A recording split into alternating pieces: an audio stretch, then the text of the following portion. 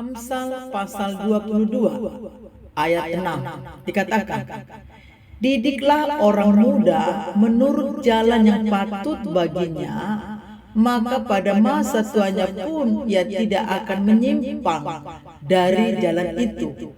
Maka di sini penekanannya di ayat ini adalah menekankan pentingnya menanamkan fondasi karakter, nilai-nilai moral dan pengenalan akan Tuhan sejak dini yang akan menjadi pegangan hidup anak-anak hingga dewasa.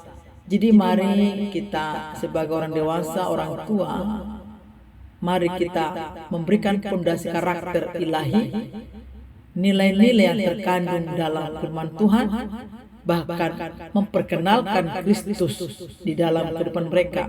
Jikalau ini terjadi dalam keluarga-keluarga Kristen, maka saya percaya mereka tidak akan mudah menyimpang dari jalan-jalan itu. Tetapi masih banyak orang tua, peranan orang tua tidak memahami ini. Jadi dikembalikan peranan ini kepada keluarga, kepada Bapak Ibu. Mari ambil peran ini dan tugas ini. Sebagai mentor, sebagai pembina, sudah saya lakukan sebisanya, memberikan fondasi, menyampaikan nilai-nilai moral, bahkan memperkenalkan Tuhan melalui pembelajaran. Selanjutnya, bagaimana mereka mempertanggungjawabkan akan hal itu dalam mereka berpulang kepada mereka yang bertanggung jawab di dalam kehidupannya. Maka mari disingkapi akan hal ini.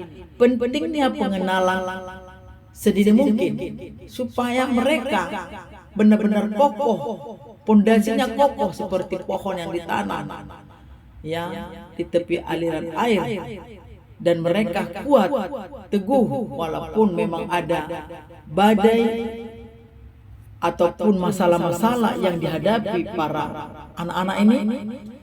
Tetapi kalau pondasinya sudah nancep seperti pohon, memang tetap badai ada, tetapi mereka akan terlingkupi, mereka akan bisa mengcover mana yang baik dan mana yang tidak baik. Maka hal ini terus menerus peran orang tua diingatkan untuk mendidik, untuk memberikan ajaran-ajaran yang benar, moral kepada generasi-generasi ini.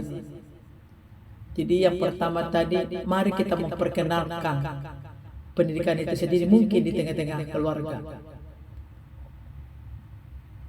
Setiap anak adalah individu yang unik, yang diciptakan dengan talenta, minat, dan potensi yang berbeda. Ini juga berlaku di dalam keluarga dan juga di dalam dunia pendidikan.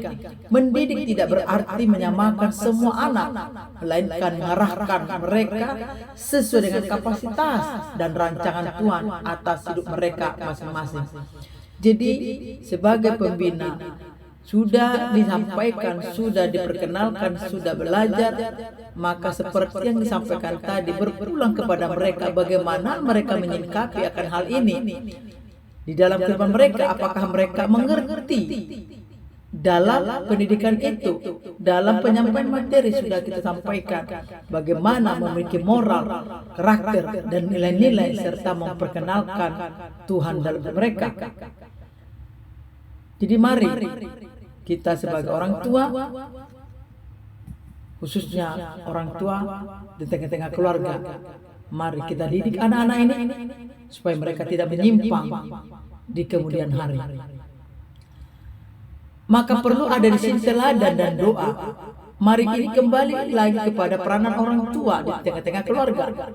Disiplin dan pengajaran tidak hanya disampaikan lewat kata-kata, perlu pribadi atau perilaku yang sehari-hari yang konsisten dari orang tua.